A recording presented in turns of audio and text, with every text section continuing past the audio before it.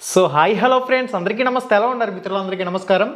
Friends, మనకి ఒక update గురించి మనం మాట్లాడాలి. చాలా ఎక్కువ మంది దీని గురించి కూడా నాకు కాల్ చేసి చాలామంది చెప్తున్నారు, సార్ నేను ఆప్షన్ ఒకటి పెడితే రెస్పాన్స్ షీట్లో ఒకటి చూపిస్తుంది. మెయిన్గా చాలా ఎక్కువ మంది ఈ అంశాన్ని నా వరకు తీసుకొచ్చారు. దీని గురించి కూడా నేను మాట్లాడే ప్రయత్నం చేస్తాను. మనకి న్యూస్ పేపర్లో కూడా ఈ ఆర్టికల్ అయితే రావడం జరిగింది. మీకు స్క్రీన్ మీద డిస్ప్లే చేస్తాను. దీని గురించి కూడా ఒకసారి చూడండి. డిఎస్సి ప్రతిస్పందన గందరగోళం అంటూ మనకు రావడం జరిగింది.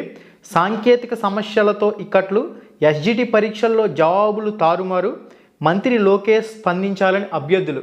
ఇక్కడ మెయిన్గా డిఎస్సి కన్వీనర్ ఎవరైతే ఉన్నారో తక్షణమే స్పందించి దీనిపై పత్రికా ప్రకటన ఇవ్వాలి. అసలు ఏంటి, దీనికి సంబంధించి మీ వివరణ ఏమిటి? చాలామంది 30 ప్రశ్నలకి నేను ఒకటి పెడితే వేరొకటి చూపించింది. ఇంకొక అభ్యర్థి చెప్తున్నాడు 150 ప్రశ్నలకి కేవలం నేను 10 ప్రశ్నలకి మాత్రమే ఆన్సర్ చేసినట్లు వస్తుంది, మిగిలినవన్నీ కూడా బ్లాంక్ చుక్కలు చూపిస్తుంది. కన్వీనర్ గారు ఎక్కడున్నారు? ఒక్కసారి డిఎస్సి కన్వీనర్ గారు ఈ అంశంపై మీరు పత్రికా ప్రకటన ఇవ్వండి. అదేంటి, ఏదైనా టెక్నికల్ మౌస్ సరిగా పనిచేయకపోవడం వల్ల ఇలా జరిగిందా, లేదంటే అభ్యర్థులే కావాలని చెప్తున్నారా, లేదంటే నిజంగా జరిగిందా? దీనిపై మీ టెక్నికల్ టీం ఏమంటుంది? పరీక్షలు నిర్వహించిన మీ టెక్నికల్ టీం దీనికి సంబంధించిన ఏ వివరణ ఇస్తుంది? మీరు ఖచ్చితంగా ఈ అంశంపై స్పందించవలసిన అవసరం అయితే ఉంది.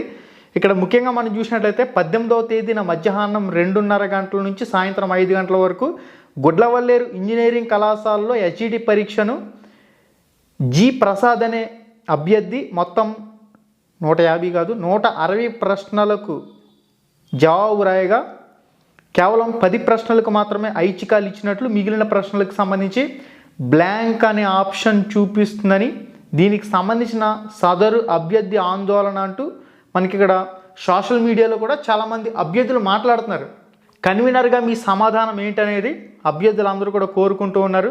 చాలామంది ఈరోజు విద్యాభవన్కి కూడా వచ్చారు. దాదాపుగా 100 మందికి పైగా రెస్పాన్స్ షీట్లు పట్టుకుని విద్యాభవన్కి వచ్చారు. విద్యాభవన్కి వస్తే అక్కడ కూడా అభ్యర్థులకి, సార్ విద్యాభవన్కి వచ్చిన వాళ్ళు కూడా చాలామంది నాకు కాల్ చేశారు. కాల్ చేసినప్పుడు, సార్ వీళ్ళు చాలా రెక్లెస్గా మాట్లాడుతున్నారు, అలా ఎందుకు మారుతాయి, మీరేం పెడితే అవి వస్తాయని చెప్పేసి అంటున్నారు. కొంతసేపు ఏమో టెక్నికల్ టీం వాటిని పరిశీలిస్తుందంటారు. ఈ రకంగా రకరకాలుగా చెప్తున్నారని చెప్పేసి కూడా విద్యాభవన్కి వెళ్ళిన చాలామంది కాల్ చేశారు.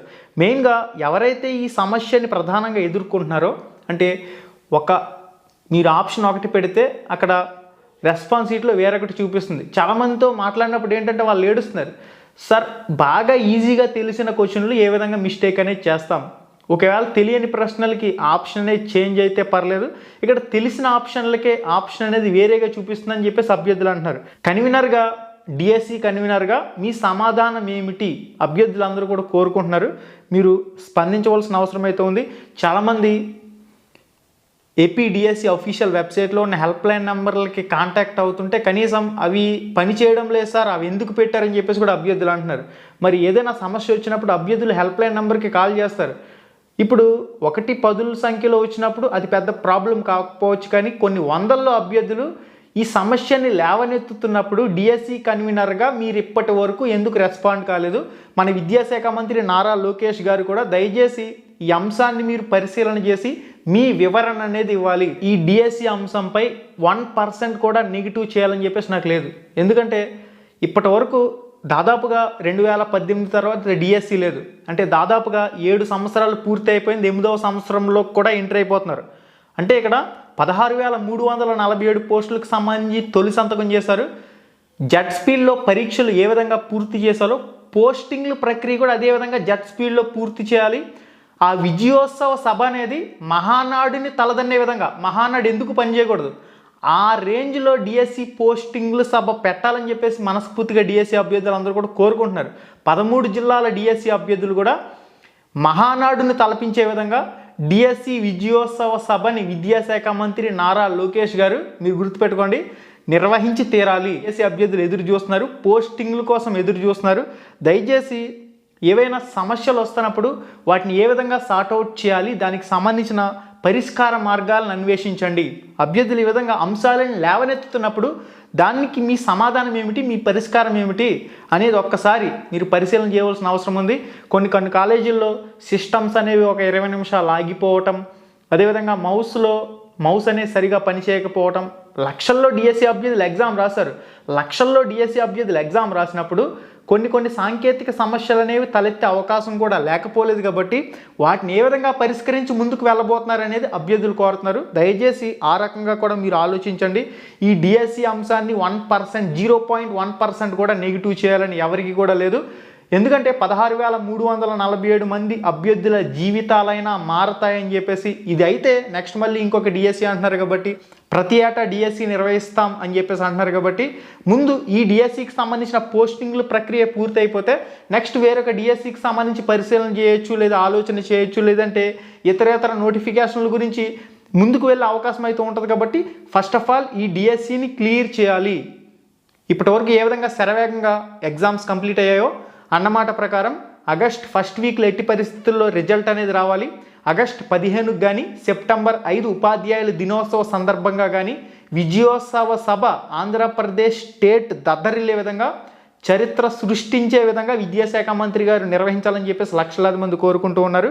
ఇంకా ఏవైతే టెక్నికల్ సమస్యలు ఉన్నాయో వాటిని కూడా మీరు ఒకసారి పరిశీలన చేసి మీ ప్రశ్నోట్ ఏమిటి, మీ వివరణ ఏమిటి అది అభ్యర్థులు కోరుకుంటున్నారు. ఇక ఆంధ్రప్రదేశ్లో మొత్తం 13 జిల్లాలకు సంబంధించి TGT trainer graduation teacher, principal, PGT post graduation టీచర్కి సంబంధించి సర్వే కండక్ట్ చేయడం జరుగుతుంది. అదేవిధంగా స్కూల్ అసిస్టెంట్ అన్ని సబ్జెక్టులకు సంబంధించి సర్వే కండక్ట్ చేయడం జరుగుతుంది. ఎస్జిటి సెకండరీ గ్రేడ్ టీచర్కి సంబంధించి కూడా 13 జిల్లాలకు సంబంధించి సర్వే కండక్ట్ చేయడం జరుగుతుంది. ఆ లింక్స్ అన్నీ కూడా డిస్క్రిప్షన్లో ప్రొవైడ్ చేశాను. ఈ వీడియో టైటిల్ మీద టచ్ చేయగానే కిందకు ఒక పేజ్ అలా ఓపెన్ అవుతుంది. అక్కడి నుంచి మీరు ఎస్జిటి అయితే ఎస్జిటి లింక్ మీద క్లిక్ చేయండి, స్కూల్ అసిస్టెంట్ అయితే స్కూల్ అసిస్టెంట్ లింక్ మీద క్లిక్ చేయండి, టీజీటీ పీజీటీ ప్రిన్సిపల్ అయితే టీజీటీ పీజీటీ ప్రిన్సిపల్ మీద లింక్ మీద క్లిక్ చేసుకుని మీకు టెట్లో ఎన్ని మార్కులు వచ్చినాయి, డిఎస్సిలో ఎన్ని మార్కులు వచ్చినాయి, కంప్లీట్గా మీ డేటా అంతా కూడా రెస్పాన్స్ షీట్లో ఫిల్ చేసినట్లయితే ఆ పీడిఎఫ్లు అనేవి నేను యాజ్ సోన్ యాజ్ పాసిబుల్ ఒక 24 గంటల తర్వాత మన రామ్ రమేష్ ప్రొడక్షన్స్ టెలిగ్రామ్ గ్రూప్లో పెడతాను.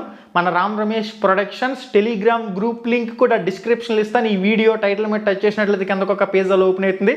అక్కడి నుంచి కూడా రామ్ రమేష్ ప్రొడక్షన్స్ టెలిగ్రామ్ గ్రూప్లో సర్వే రిజల్ట్ అనేది రావడం జరుగుతుంది. దాన్ని కూడా సెపరేట్గా వీడియో చేసే ప్రయత్నం కూడా చేస్తాను. దాని ప్రకారం ఇంచుమించుగా అభ్యర్థులు రెస్పాన్స్ షీట్ ప్లస్ టెట్లో ఎంత మార్కులు స్కోర్ చేసుకున్నారనేది ఒక అంచనా అయితే వస్తుంది. దాని ప్రకారం కూడా పోస్టింగ్లకు సంబంధించి ఏ రేంజ్లో కట్ ఆఫ్ ఉంటుందనేది ఒక అవగాహన, ఒక అంచనా విధానం మనకి తెలిసే అవకాశం అయితే ఉంటుంది. కాబట్టి ప్రతి ఒక్కరు కూడా సర్వే లింకులు డిస్క్రిప్షన్లో ఉన్నాయి. ప్రతి ఒక్కరు కూడా సర్వేలో పార్టిసిపేట్ చేయండి. స్టేట్ వైడ్ జరుగుతుంది కాబట్టి ఇప్పటికే వేలల్లో అభ్యర్థులు సర్వేలో మార్కులు అయితే ఇచ్చున్నారు. మీరు కూడా తప్పనిసరిగా మార్కులు అనేవి నమోదు చేయండి. యాజ్ సోన్ యాజ్ పాసిబుల్ ఆ రిజల్ట్ పీడిఎఫ్ అనేది రామ్ రమేష్ ప్రొడక్షన్స్ టెలిగ్రామ్ గ్రూప్లో అయితే పోస్ట్ చేయడం జరుగుతుంది. ఇక కీ అబ్జెక్షన్లకు సంబంధించి కూడా మన రామ్ రమేష్ ప్రొడక్షన్స్ టెలిగ్రామ్ గ్రూప్లో అన్ని సబ్జెక్టులకు సంబంధించి, అన్ని షిఫ్ట్లకు సంబంధించి కీ అబ్జెక్షన్లు పెట్టే ప్రశ్నలకు సంబంధించి కూడా నేను రామ్ రమేష్ ప్రొడక్షన్స్ టెలిగ్రామ్ గ్రూప్లో పెట్టున్నాను. అక్కడి నుంచి కూడా మీరు వాటికి అనుగుణంగా కీ అబ్జెక్షన్లు అనేవి చేయండి. కీ అబ్జెక్షన్ అనేది ఏ విధంగా చేయాలనే step by step process video కూడా లింక్ డిస్క్రిప్షన్లో పెడతాను. ఆల్రెడీ చాలాసార్లు చెప్పాను కీ అబ్జెక్షన్ ఏ విధంగా పెట్టాలనేది. మీకు ఇంకా అర్థం కాకపోతే లింక్ డిస్క్రిప్షన్లో ఇస్తాను. ఆ వీడియో చూసి ఆ వీడియో ప్రకారం మీరు కీ అబ్జెక్షన్ అనేది చేయండి. మీ మొబైల్ ఫోన్లోనే చేయొచ్చు. మీ మొబైల్ ఫోన్లోనే డెస్క్టాప్ మోడ్ ఆన్ చేసుకుంటే మొబైల్ ఫోన్లో టాప్లో 3 చుక్కలు కనిపిస్తాయి. గూగుల్ ఆన్ చేసిన తర్వాత అక్కడ డెస్క్టాప్ మోడ్ అని చెప్పేసి ఉంటుంది. ఆప్షన్ మీద క్లిక్ చేసుకుని క్యాండిడేట్ లాగిన్లోకి వెళ్ళి మీ మొబైల్లోనే కీ అబ్జెక్షన్ అనేది సింపుల్గా చేసే అవకాశం అయితే ఉంటుంది. కీ అబ్జెక్షన్కి సంబంధించిన వివరాలు మీకు కావాలంటే రామ్ రమేష్ ప్రొడక్షన్స్ టెలిగ్రామ్ గ్రూప్లో చెక్ చేయండి. ఇక మనకి 12వ తారీఖు వరకు కూడా కీ అబ్జెక్షన్లు అనేవి తీసుకుంటారు. కాబట్టి మీకు ఏవైతే తేడాగా ఉన్నాయో అన్ని ప్రశ్నలకు సంబంధించి కూడా కీ అబ్జెక్షన్ అనేది చేసే ప్రయత్నం చేయండి. అంటే కొంచెం మీకు డౌట్ ఉన్నా కీ అబ్జెక్షన్ చేయండి. కీ అబ్జెక్షన్ చేయడం వల్ల పోయేదేం లేదు. వాళ్ళు ఒకసారి వెరిఫై చేసి దానికి ఏదైనా అవకాశం ఉంటే మల్టిపుల్ కరెక్ట్ ఆన్సర్లు ఇవ్వడం, లేదంటే యాడ్ స్కోర్లు ఇవ్వడం, ఈ విధంగా చేసే అవకాశం అయితే ఉంటుంది. కాబట్టి కీ అబ్జెక్షన్ అనేది ప్రతి ఒక్కరు కూడా చేయండి. కొన్ని ప్రశ్నలకైతే డ్యామ్ షూర్గా ప్రశ్నలకి చేంజెస్ అనేవి ఉన్నాయి. కొన్ని ప్రశ్నలకైతే డౌట్ ప్రశ్నలు అయితే ఉన్నాయి. వాటిని కూడా మీరు అబ్జెక్షన్ అయితే చేసే ప్రయత్నం అయితే చేయండి. ఓకే గైస్, ఇది కంప్లీట్గా సమాచారం. మనకి కీ అబ్జెక్షన్లు అనేవి జూలై 12వ తారీఖుతో కంప్లీట్ అవుతాయి. తర్వాత ఒక 10 రోజులు సమయం తీసుకున్న ఫైనల్ కీ ఇస్తారు. ఫైనల్ కీ ఇచ్చిన తర్వాత రిజల్ట్కి సంబంధించి నార్మలైజేషన్ చేయడానికి, ఈ ప్రాసెస్ అంతా చేయడానికి ఒక 10 రోజులు సమయం తీసుకున్న ఎట్టి పరిస్థితుల్లో ఆగస్ట్ ఫస్ట్ వీక్లో రిజల్ట్ అనేది విడుదల చేసి తీరాల్సిందే. దానికి అనుగుణంగా నెక్స్ట్ సెలక్షన్ ప్రాసెస్కి సంబంధించిన ప్రొవిజనల్ సెలక్షన్ లిస్టులు కానివ్వండి, ఆ ప్రాసెస్ అంతా కూడా నెక్స్ట్ జరిగే అవకాశం అయితే ఉంటుంది. విద్యాశాఖ మంత్రి గారు డిఎస్సి అంశాన్ని 0.1% కూడా నెగిటివ్ చేయడానికి ఎవరు కూడా ఇష్టపడడం లేదు. మీరు 16,347 పోస్టింగ్లు ఇచ్చేందుకు సిద్ధమవ్వండి. విజయోత్సవ సభకి ఏర్పాట్లు మొదలు పెట్టండి. అభ్యర్థులకు ఏదైతే టెక్నికల్గా కొన్ని సమస్యల్ని మీ ముందుకు తెస్తున్నారో వాటిని ఏ విధంగా మీరు పరిష్కరిస్తారు, దానికి మీ సమాధానం ఏమిటి, దానికి మీ సొల్యూషన్ ఏమిటి అనేది అభ్యర్థులు కోరుతున్నారు. దానిపై మాత్రం మీరు ఖచ్చితంగా స్పందించవలసిన అవసరం అయితే ఉంది. ఇది గైస్ దీనికి సంబంధించిన కంప్లీట్ సమాచారం. ఫ్రెండ్స్, జిల్లాల వారీగా పోస్టుల గురించి మనం మాట్లాడుకున్నప్పుడు ఇక్కడ ఏజెన్సీ ఏరియాల్లో ఉన్న ఆశ్రమ్ స్కూల్స్కి సంబంధించిన వివరాల గురించి కూడా చెప్పండి సార్ అని చెప్పేసి చాలామంది అన్నారు. అంటే only ZPP, MPP, local bodies, municipal school గురించే మాట్లాడుతున్నారు. అయితే ఇక్కడ ట్రైబల్ వెల్ఫేర్కి సంబంధించి కూడా మనకి ఏవైతే ఆశ్రమ్ స్కూల్స్కి సంబంధించిన పోస్టులు ఉన్నాయో అవి విశాఖపట్నంలో కూడా ఉండడం జరిగినాయి. విశాఖపట్నంలో మనం చూసినట్లయితే మున్సిపల్ కార్పొరేషన్కి సంబంధించి మీరు ఇక్కడ చెక్ చేయొచ్చు. ఆల్రెడీ మీరు డిఎస్సికి సంబంధించి అప్లై చేసేటప్పుడే లోకల్ బడీస్, అదేవిధంగా ZPP schools, MPP schools, municipal corporation ఈ విధంగా ఆప్షన్లు అనేవి ఇచ్చుకున్నారు. కాబట్టి ఇక్కడ ఈ పోస్టులకు కూడా అందరికీ కూడా ఎలిజిబిలిటీ అయితే ఉంటుంది. ఇక్కడ ఎస్జిటి సెకండరీ గ్రేడ్ టీచర్కి సంబంధించి 28 పోస్టులు ప్లస్ నాన్ లోకల్లో 9 పోస్టులు ఉన్నాయి. రిజర్వేషన్ల వారీగా ఉన్న పోస్టులను కూడా వివిధ సబ్జెక్టులకు సంబంధించి కూడా మీరు ఇక్కడ చెక్ చేయొచ్చు. ఇది విశాఖపట్నం జిల్లాకు సంబంధించి. ఇక ఈస్ట్ గోదావరి జిల్లాకు సంబంధించి కూడా ఇక్కడ MPP schools, ZPP schools, local body schools, దాంతోపాటుగా మున్సిపల్ స్కూల్స్తో పాటుగా మున్సిపల్ కార్పొరేషన్కి సంబంధించి, ట్రైబల్ వెల్ఫేర్కి సంబంధించి, ఆశ్రమ్ స్కూల్స్కి సంబంధించి ఏవైతే ఖాళీలు ఉన్నాయో ఆ వివరాలను కూడా మీరు ఇక్కడ స్క్రీన్ మీద చెక్ చేయొచ్చు. ఇవి వచ్చేసరికి ఈస్ట్ గోదావరి జిల్లాకు సంబంధించి మున్సిపల్ కార్పొరేషన్ మేనేజ్మెంట్కి సంబంధించి ఉన్న పోస్టుల వివరాలు. ఎస్జిడికి సంబంధించి మనకి 35 ప్లస్ 8 పోస్టులు ఓపెన్లో ఉన్నాయి. మిగిలిన పోస్టులు రిజర్వేషన్ల వారీగా ఉన్నాయి, చెక్ చేయండి. నెక్స్ట్ మనకి విజయనగరం జిల్లాకు సంబంధించి కూడా local buddies, municipal schools, ZPP schools, వాటితో పాటుగా మనకి ఏవైతే మున్సిపల్ కార్పొరేషన్కి సంబంధించిన వేకెన్సీస్ ఉన్నాయో, ఓకే, మున్సిపల్ మేనేజ్మెంట్కి సంబంధించి ఇక్కడ చెక్ చేయండి. మున్సిపల్ మేనేజ్మెంట్కి సంబంధించిన పోస్టులు ఎవరు, అదేవిధంగా మున్సిపల్ కార్పొరేషన్కి సంబంధించి కూడా విజయనగరం జిల్లాలో పోస్టులు అయితే ఉన్నాయి. వీటికి కూడా అందరూ అయితే ఎలిజిబుల్ అవుతారు. ఇవన్నీ మీకు 13 జిల్లాలకు సంబంధించి సపరేట్గా నేను ఆల్రెడీ వీడియో చేశాను. ఆ వీడియో లింక్ డిస్క్రిప్షన్లో ప్రొవైడ్ చేస్తాను. ఈ వీడియో టైటిల్ మీద టచ్ చేసిన వెంటనే కిందకు ఒక పేజ్ అలా ఓపెన్ అవుతుంది.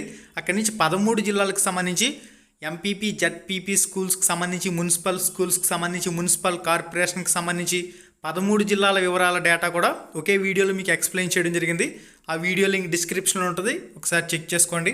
ఈ పోస్టులకు సంబంధించి ఆల్రెడీ మీరు డిఎస్సికి సంబంధించి అప్లికేషన్ చేసుకునేటప్పుడు ఇచ్చేశారు. ఫస్ట్ ప్రిఫరెన్స్ ఏ పోస్టులకి, సెకండ్ ప్రిఫరెన్స్ ఏ పోస్టులకి, థర్డ్ ప్రిఫరెన్స్ ఏ పోస్టులకి అనేది. ఓకే, సర్వే ఫలితాలు అయితే మన రామ్ రమేష్ ప్రొడక్షన్స్ టెలిగ్రామ్ గ్రూప్లో పోస్ట్ చేస్తాను. అదేవిధంగా సెపరేట్గా వీడియో కూడా చేసే ప్రయత్నం అయితే చేస్తాను. మళ్ళీ వీడియోలో మళ్ళీ కలుసుకుందాం. శుభం, ధన్యవాదాలు.